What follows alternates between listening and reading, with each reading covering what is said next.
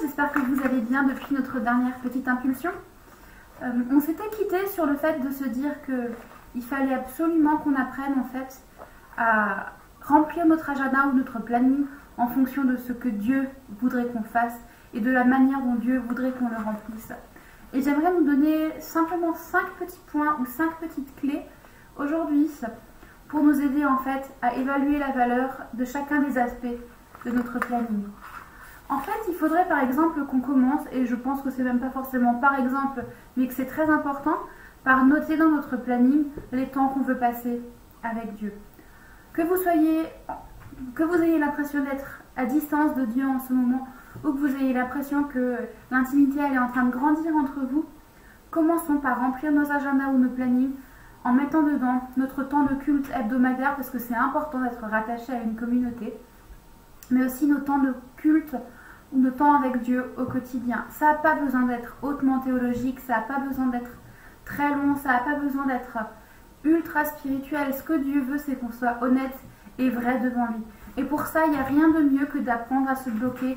Au début, ça peut être 5 ou 10 minutes par jour pour lire sa parole, pour parler avec lui, pour écouter ce qu'il a à nous dire, pour écouter un peu de louange, peu importe. Mais il faut absolument qu'on apprenne à se rapprocher de lui au quotidien, chacun dans son coin, si je peux le dire comme ça, ou en couple, ou en famille.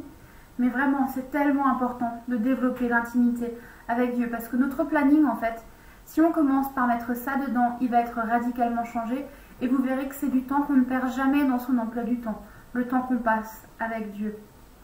Le deuxième point qui est important, après Dieu, la chose la plus importante dans nos vies, c'est notre conjoint ou nos familles. Je ne sais pas, il y a plein de situations différentes. Mais quoi qu'il en soit, c'est important que la deuxième priorité de notre agenda soit notre conjoint et notre famille. Si vous ne le faites pas, essayez par exemple, en accord avec votre conjoint, de bloquer, ça peut être un repas de midi, ça peut être une soirée dans la semaine, que vous dédiez à votre couple. Ça peut être un moment dans la journée, peu importe. Mais décidez que dans votre agenda, il y a un créneau qui est réservé à votre couple, un créneau qui est réservé à votre famille, parce que c'est tellement important que nos couples et nos familles fonctionnent et tournent bien et qu'on soit heureuse dans ces domaines-là. Le troisième point, et vous serez peut-être étonné qu'il n'arrive qu'en troisième position, c'est notre planning professionnel. Comment est-ce qu'on peut faire pour gérer notre planning en ayant un travail à temps plein, en ayant des occupations à longueur de temps au niveau professionnel? Et j'ai envie de nous dire que la première des choses pour arrêter de courir dans tous les sens, arrêter aussi de souffrir parce que notre planning est trop plein professionnellement, c'est en fait de tout remettre à Dieu et de respecter les engagements qu'on a pris en signant notre contrat de travail. Quand on signe un contrat de travail, on s'engage envers notre patron, envers la structure, peu importe qui nous embauche, mais c'est aussi un contrat qu'on signe devant Dieu en fait. Et puisqu'on signe ce contrat, ça veut dire qu'on accepte les termes qui sont dedans. La première des étapes, c'est par exemple d'arriver à l'heure. Vous vous êtes engagé à respecter vos horaires, alors faites-le. Parce qu'en respectant nos horaires et le cadre qui est prévu pour cela, en fait, on va pouvoir faire notre travail, on va se simplifier la vie, parce qu'en fait, on ne sera pas tout le temps en train de courir, on sera en train de faire notre travail du mieux possible, et vous n'aurez pas des choses à emmener chez vous parce que, c'est un exemple, vous êtes arrivé en retard et que vous n'avez pas pu tout faire. C'est la première étape pour ne plus être esclave de son travail. La deuxième des étapes, c'est justement de choisir qu'il n'y a pas que le travail dans la vie. Ne soyez pas esclave de votre travail. Et en ce moment, pour celles qui sont en télétravail, c'est exactement la même chose. Respectez votre temps de travail autant que possible. Donnez le meilleur de vous-même pour faire bien la distinction entre ce temps de travail et le temps de votre vie privée. Comme ça, même si tout se passe au même endroit en ce moment, c'est important de se souvenir que notre travail n'est qu'un seul des aspects de notre vie. Et je suis désolée de vous le dire, c'est pas le plus important parce que notre travail, on ne l'emportera pas le jour où on sera morte.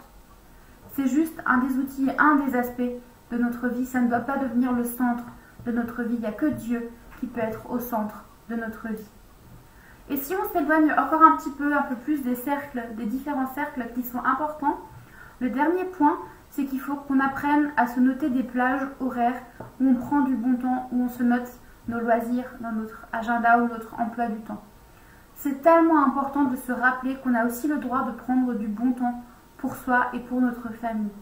Il faut qu'on apprenne à arrêter de sacrifier ces moments sous prétexte qu'on n'a pas le temps, parce que c'est faux en fait.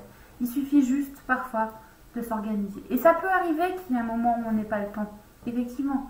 Mais il ne faut absolument pas que ça devienne une habitude. Il faut qu'on apprenne à se placer ces créneaux dans notre planning, justement, pour pouvoir les maintenir et qu'on s'oblige à les maintenir. C'est exactement pareil si on souhaite faire du sport ou de l'exercice. Il faut absolument qu'on note ces créneaux pour s'y tenir et qu'on s'en souvienne. Parce que sinon, on va très vite oublier tout ça. Et surtout, il ne faut pas qu'on lâche prise à la première difficulté. Il faut qu'on lutte, au début ça sera difficile peut-être, pour moi aussi probablement, pour respecter le planning qu'on se prépare. Et encore une fois, il faut qu'on sache dire non si on nous demande de faire quelque chose ou si on veut nous obliger à faire quelque chose qui ne colle pas avec le planning qu'on a préparé, en accord avec Dieu et notre conjoint ou notre famille, peu importe, si ça empiète sur quelque chose qui est incontournable dans notre planning. Il faut qu'on apprenne à ne pas surremplir ce planning plus que ce qu'on s'était engagé à faire devant Dieu. Si on apprend à préparer un planning où la priorité c'est Dieu, avec un temps de culte personnel et un temps à l'église hebdomadaire, en fait, on va apprendre que le centre de notre vie, c'est Dieu. Et on va de plus en plus réaliser qu'il faut absolument que notre vie, au lieu de tourner vers notre travail et vers tout ce qui nous fait courir, elle doit tourner autour de Dieu. Il faut qu'on apprenne à construire un planning autour de lui et pas juste en le rajoutant comme une pièce rapportée. C'est pas le but. Le premier des cercles qui est le plus important, c'est Dieu. Ensuite, il y a notre couple et notre famille. Ensuite vient seulement le travail, puis les loisirs. Et j'ai envie de dire, dans le couple et la famille, il y a aussi notre santé. Parce que notre santé aussi va pâtir si on n'apprend pas à ménager nos plannings et à les aménager de la manière dont Dieu veut qu'on les aménage. J'aimerais juste conclure en nous disant ça. Quand on lit la Bible et qu'on regarde un petit peu comment Dieu a donné ses règles et ses lois par rapport au temps de travail aussi, on réalise que Dieu ne dit pas qu'on doit travailler 35 heures ou 42.